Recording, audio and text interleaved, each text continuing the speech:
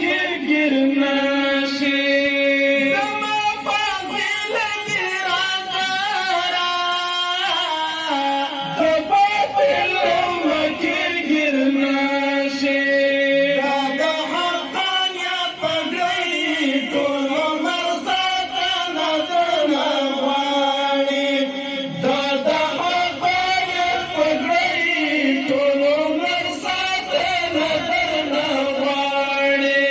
دا د فضیلت پګړۍ ټول عمر ساتنه درنه غواړي سپینه د عظمت پګړۍ ټول عمر ساتنه درنه غواړي دې د دروند خو یې مکړه چې